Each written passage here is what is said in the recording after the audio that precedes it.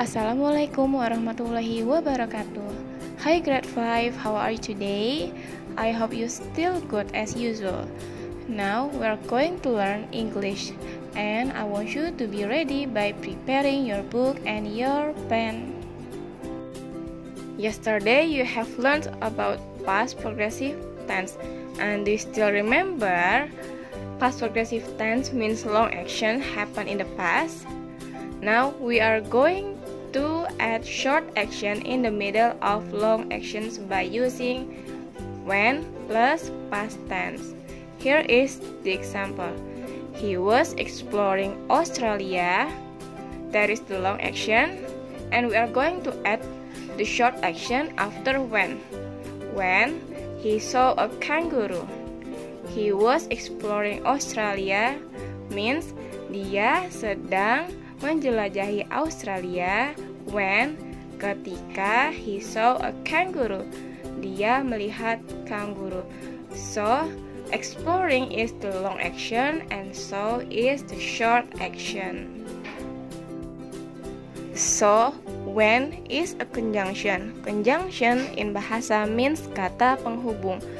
When is a conjunction which connects two action, long action and short action. And also, when is used in front of a short action.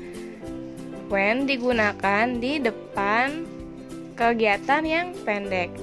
Here is the structure.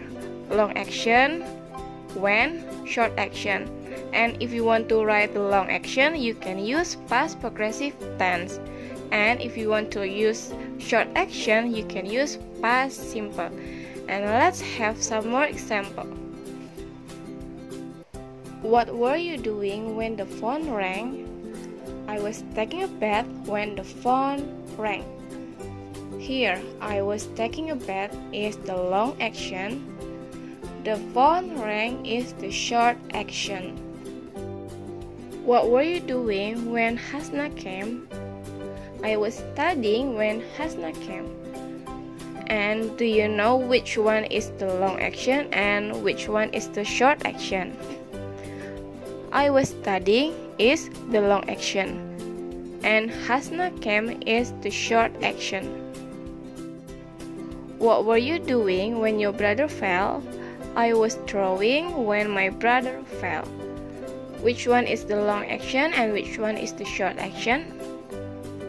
The long action is I was drawing, and the short action is my brother fell. Before we go to the lesson, there are vocabularies you need to know, so it makes you easy to read the text after this one. Voyage. Voyage. Captain. Captain. Iceberg. Iceberg. Fight. Fight. Map. Map. Activity 1. Listen and answer. How many voyages around the world did the explorer go on? Then read. A great explorer. He was born in Yorkshire, England in 1728. He was a great explorer, captain, and map maker. He went on 3 voyages around the world. Who was he? Captain James Cook. In 1768, Captain Cook went on his first voyage. He sailed to the island of Tahiti in the Pacific Ocean because he wanted to look at the planet Venus. Captain Cook liked astronomy very much. When he left Tahiti, he sailed around New Zealand and got to Australia. He was the first to get to Australia from the east. He was exploring Australia when he saw a kangaroo. Captain Cook was the first European to see a kangaroo. On his second voyage in 1772, Captain Cook discovered Antarctica, but he never really explored Antarctica.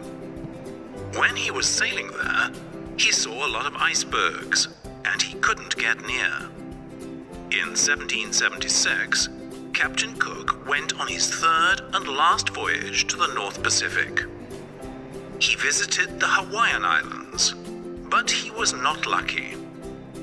Captain Cook was exploring the islands when a fight started between his sailors and the islanders. Captain Cook died in that fight.